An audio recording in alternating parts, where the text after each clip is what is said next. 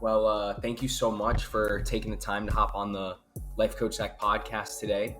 It's a pleasure having someone like you on the podcast. I've been meditating daily for about 5 years. It's changed my life, and I love connecting with industry leaders like yourself, people who have been in the game. And I want to thank you so much for taking the time out of your busy schedule to hop on the podcast today. Well, thank you for your time. My pleasure. My pleasure. So, for all the people listening and watching on YouTube, Leonard is the founder and director of the American Meditation Institute and author of Conscious, the key to unlock limitless wisdom and creativity and solve all of life's challenges. So, this book is a lot about listening and connecting to your intuition, right?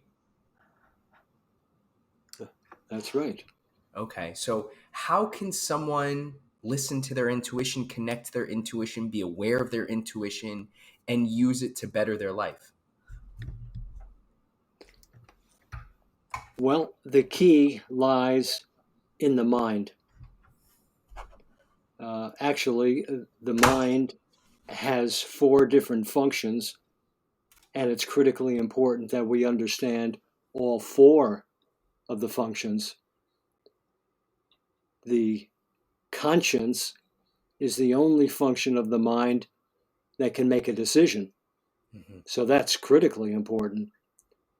That means that the other 3 functions of the mind, I call them the 3 amigos, the ego, the senses, and the unconscious mind, they cannot make a decision, but they gather information about the world and about potential relationships, and they're advisors. So they're sort of lobbyists. And the challenge for us is they are often wrong, but they're never in doubt. And the ego, the senses, and the unconscious mind do the bidding for the reptilian brain. And what does that mean? It means, well, the reptilian brain, if we remember from biology in high school, the reptilian brain is all about self-preservation and the fear of being annihilated. It keeps us alive, and Mm-hmm. that's a good thing. Right. However, it's not always the appropriate position.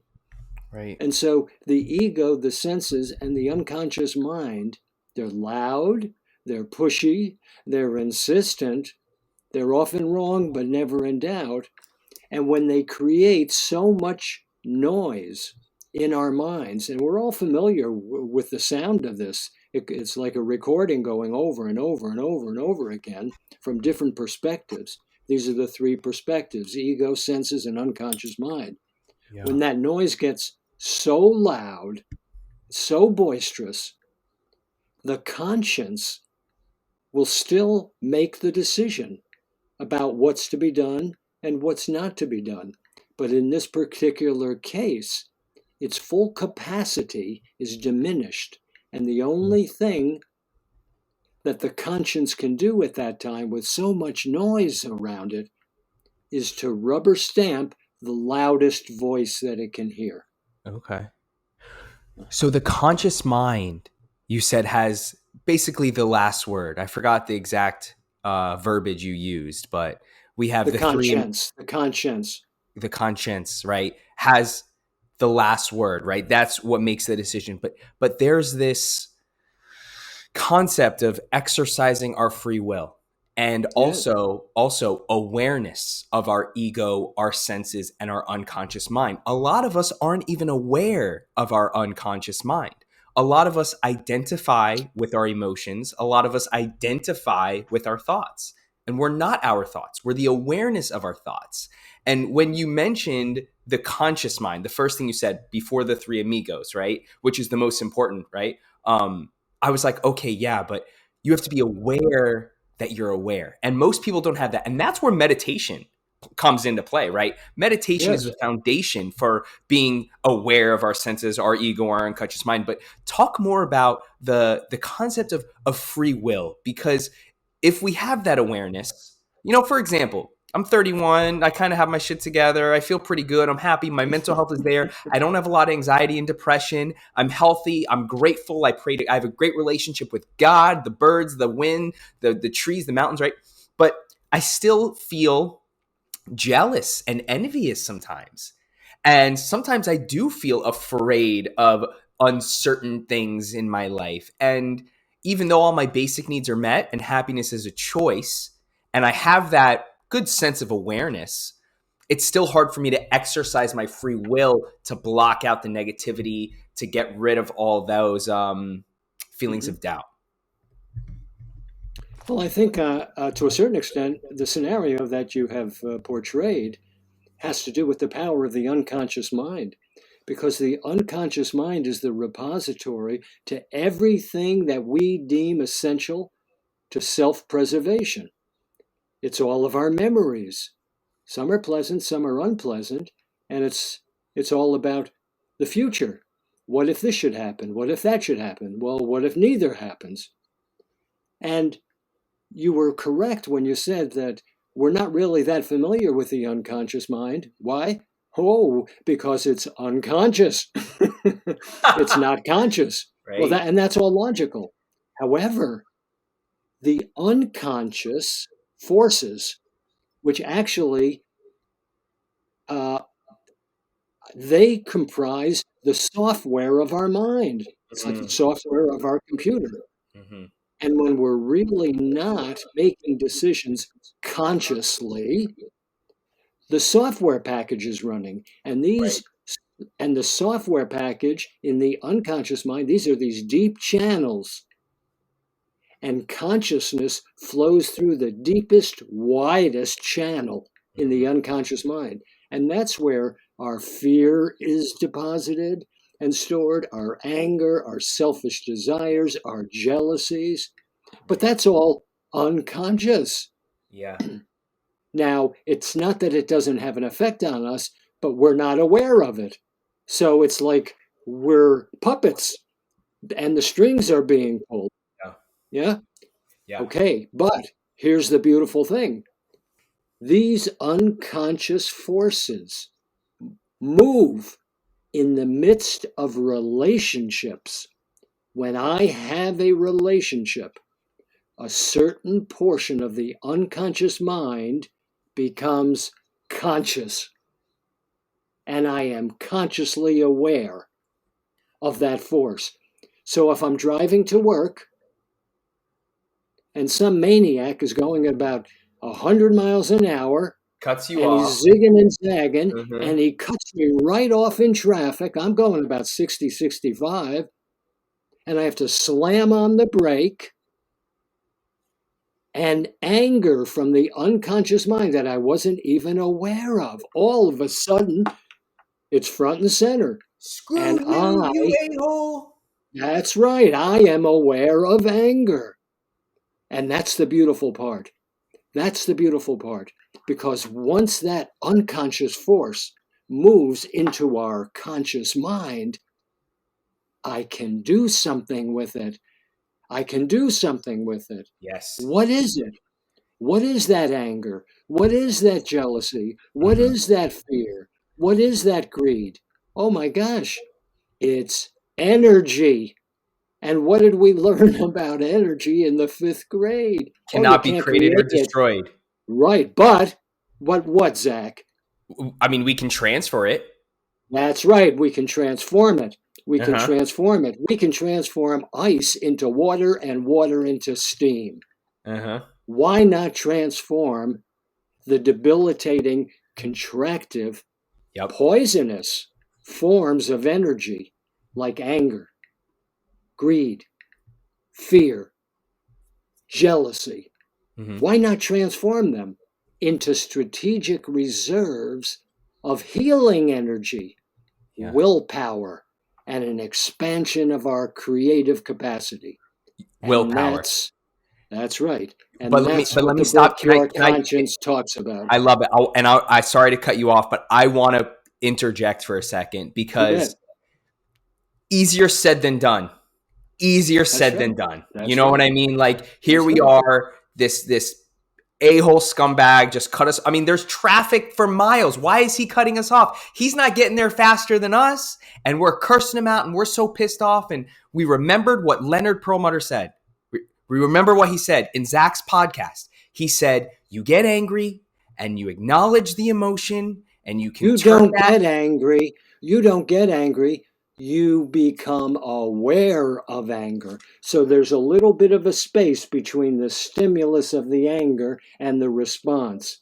Yeah, It's impossible for me to be angry because it's impossible for any human being to become an emotion. yeah. But You're Leonard. but I have a relationship with it now. Right. Right. And anger is that energy. And energy That's cannot right. be created or destroyed, but it can be transformed. And Right. and someone can be hyper aware of the anger they're feeling and that energy, and they can be knowledgeable around the fact that they can turn their anger or the anger that they feel into healing power, like you said, but easier said than done. So because most people That's that right. listen probably don't meditate. And personally, my opinion, I think meditation is the foundation for all of this. Awareness, conscious, mental health, physical health. I mean, as someone who's been meditating daily for the last 5, 6 years, I have seen incredible positive results in so many different areas of my life. And it started with the relationship with my mother. I was more mindful. I was more present. I was listening to her. Instead of speaking over her when she was criticizing me, I would just sit there and I would bite my tongue and I would just listen to her with empathy and be compassionate, not only to her but to myself. And it really helped flourish our relationship, and we have a thriving relationship now. And I owe all that to meditation. But back to the car thing. Hmm. How can someone do it? How do they do that? Okay. Well, let me use an analogy for you. Okay. Let's say you're in the middle of your life and you never exercised. You never lifted weights or anything. Your muscles are fairly depleted and you have all sorts of aches and pains. And you decide that, gee, I need to get into shape. So you go to a gym. And now I might remind you that just like the incident that we just talked about, you've never lifted any weights before. So, what's the last thing I should be doing? The last thing I should be doing is going to the gym and lifting 200 pounds, thinking that that's going to get me there sooner. No, that's going to injure me. Mm-hmm. And then I'm never going to want to lift weights. But if I really had the desire without the experience, I start off with just a couple of pounds. It's doable. It's doable. And after a couple of weeks, I'll add a couple more pounds. After a Amazing. couple more weeks, a couple more pounds.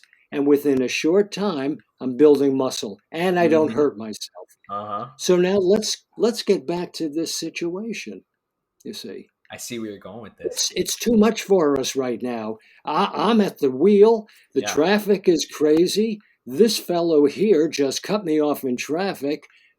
I'm just aware of steaming, anger, and the hormones that are surging through my entire physiology, poisoning me, only intensifies the memory of that initial experience. Well, I have to start before I get to that point.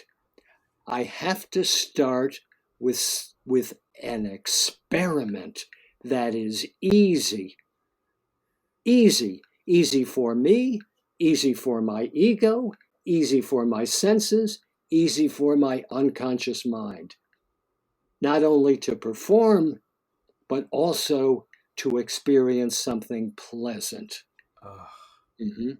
love that. So maybe with anger, it starts with a little bit of a judgment. Mhm. Maybe I'm married and maybe I have children. Maybe my child didn't do something exactly the way that I wanted that child to do it. It wasn't a major thing, but it was just a little something. So in that situation, my judgment is a small amount of anger. And in that case, if I can take that judgment, it wasn't really so bad. He's all right. Let me cut him some slack. He's just a kid right now. I can explain to him my position, but I'm not going to get all bent out of shape and wreck my relationship with him. So, what am I going to do with that judgment? I'm going to take it, recognize what it is and that it's not helpful, and I'm going to offer it back to the origin from which it came. And what is the origin from which that energy came? Well, there's only one origin of everything, and that's this supreme intelligence. That's what we call God. But any name that you're Mm, most familiar and comfortable mm. with will work for you. The key is to sacrifice that judgment in real time for the sake of an experiment. And when the sacrifice is made, the supreme intelligence will transform that debilitating contractive energy into a healing energy, an expansion of my willpower, and an increase in my creative capacity. What's better than that? And then when it's over, I'll have a little family conversation with the ego, the senses, and the unconscious mind. Mm. How do you feel after we gave that up? Not so bad. And the same with the senses, and same with the unconscious mind. So slowly, slowly, slowly, we are re-engineering the software of the mind. Yeah. Those channels are being changed. Yeah. Even the hardware, the scientists are telling us, can be changed. Neuroplasticity, right? Neuroplasticity. Yep. We can change our neurons and we can That's change the right. way we think. That Yes. that is incredible. And I am very fascinated by the actual science behind it. I really am. I love the science behind it, but I love so much more the pragmatic approach that you're taking to life. And that is It, something that everybody can learn from. You don't have to know about physiology and neuroscience and no. epidemiology and all that stuff, central nervous system, but take what Common sense. common sense Common sense. and apply Common the common sense. sense. You can know the common sense, but you have to actually do it. So Leonard, you are the founder of the American Meditation Institute in New York, but you also studied under a shaman, Swami Rama of the Himalayas. Can you tell us what that was like? When was that? From mid 1970s until he passed in 96, and actually through today, Of course, because I'm still learning of course. from his guidance, and not only his guidance, but the lineage from which he taught is the Mhm. oldest continuous spiritual and meditation tradition in the world. And I teach today because he asked me before he passed if I would begin teaching this same wisdom that has Amazing. come through all these different women and men for thousands of years. Amazing. And you're also the originator of National Consciousness Month. Yes, yes, Which month yes. is that? January, right Oh my now. gosh, amazing. Is that Amazing. great? And so we're encouraging people to experiment with their conscience throughout this entire month, doing Yes. things that are easy. That's incredible. So anyone that's listening or watching and they say, consciousness, because Leonard, I'm 31 years old. I'm a pretty smart guy. Went to the University of Florida, best public school in the state of Florida. Got straight A's throughout my entire life. I'm a decent smart guy. Have a lot of humility, beginner's mindset. But it wasn't until I was 26 years old that I even know what conscience and consciousness was. So any So no, that's no problem. We live in a culture where it's not prized.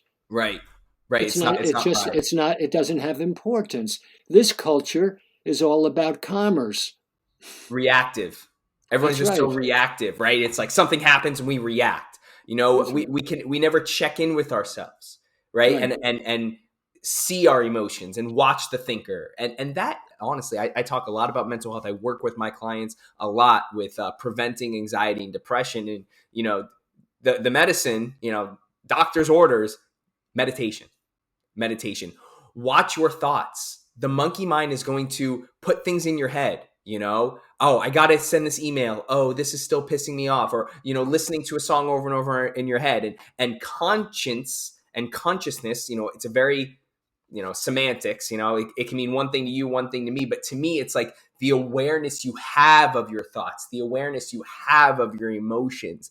And then that second piece, like you mentioned, the free will that we have to exercise to actually use and transform that energy to healing energy.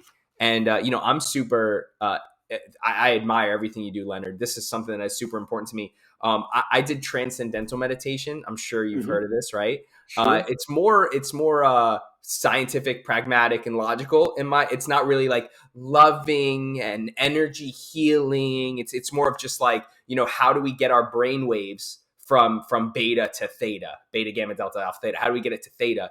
And that's super interesting. So, Leonard, I thank you so much. I don't know how much time you have. I would love to talk for another 10 minutes if that's okay with you. Sure. Okay. I want to just mention one thing to Please, everybody, please. and it was a game changer for me, and I'm hoping that it will be helpful for you as well. And that is this: every single thought that comes into your awareness is only a suggestion. It is not an imperial command, Hmm. and only the conscience knows for sure when the mind is quiet and the conscience can reflect superconscious wisdom from the superconscious portion of the mind, the same portion of the mind where Albert Einstein saw mathematical equations and Paul McCartney hears beautiful melodies.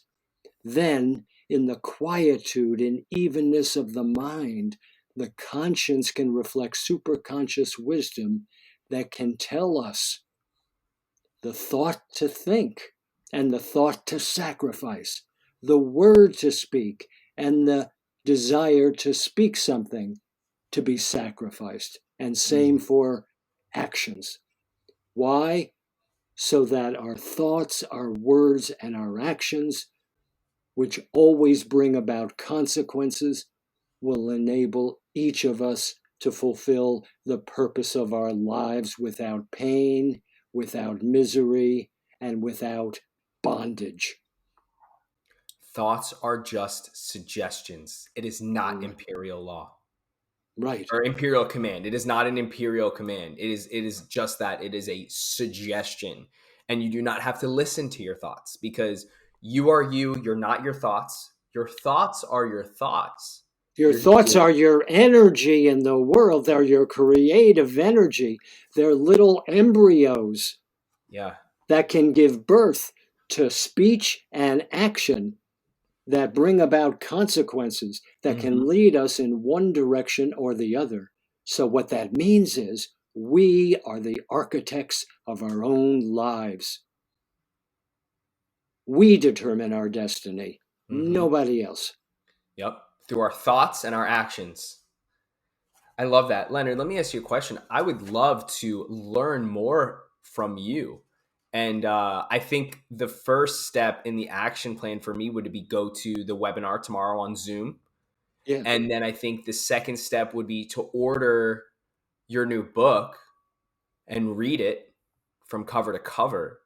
But I would really love to come to Averill Park, New York and Well, visit. Averill Park can come to you because I teach a foundation course every 6 weeks. It's a 6 week long course. It's called the Foundation Course. And we have a new one starting January 11th in honor of National Conscience Month. It runs 6 weeks. It's Tuesday night, 6:30 to 8:30 Eastern Time. You always get a free recording, and it gives you all sorts of information similar to what I'm talking about, but having to do with meditation Ah, and Ayurveda and exercise love and the that. power of the breath Mm. and food as medicine. It's totally holistic, and that's the Amazing. foundation course. And again, you can check it out on our website, americanmeditation.org. Just look for the foundation course Thank you. little notice. To all the people that are listening on Spotify or Apple Podcasts, head over to americanmeditation.org to get more information on Leonard and the American Institute of Meditation. Um, Leonard, thank you so much for Thank you, your, Zach. It's your been a real time, pleasure. your I'm glad energy. we finally connected. It was just Absolutely, perfect you are timing. someone that I really look up to. You know, your heart is full of peace and joy, and you're doing incredible work. You're making an impactful dent in the universe. You know, and Well, my main focus is not to make dents, but I'm sort of like Johnny Appleseed. I'm planting seeds in the consciousness of people, and whenever they're ready, if they're willing to fertilize it and water it and let sunlight come into it, it'll flourish. amazing. So the last question I want to ask you before we wrap up: someone like me, I meditate for 20 minutes every single morning. You know, Wonderful. I journal every day for the last 4 years, hyper aware of my thoughts and my emotions. Give me some more advice on how I can connect to source, on how I can be more present and live a happier and fulfilled life. There is a practice called meditation in action. It's not just 20 minutes in the morning and 20 minutes in the evening, or 5 minutes in the morning or 5 minutes in the evening, all day long, every single relationship. And for that, you only need one thing, and that is what I refer to as the bridge of yoga. The bridge of yoga. What is the bridge of yoga? It's a philosophical, scientific bridge. What does yoga mean? Yoga means union. Yoga means balance. And the bridge is our capacity to base our outer actions in the world, our thoughts, our words, and our deeds on our own inner intuitive wisdom. So, the key to successful living is to employ that bridge whenever we have a relationship that requires an action that brings about a consequence. Have that bridge set up so that before I commit my assets in thought, word, or deed, I counsel within and ask the conscience to reflect superconscious wisdom, to suggest the thought to think, the word to speak, and the action to take that I can be in service to in this particular relationship. Mm, And that is what always brings us to our highest and greatest good. mm. Meditation in So, action how long do you meditate? all Gee, day. it turns out I'm meditating all day long in one form or another. I can tell from the way you speak, from the way you carry yourself. It's very admirable and inspiring. And you planted a seed over these last Good, 30 minutes. So good. you're doing God's work.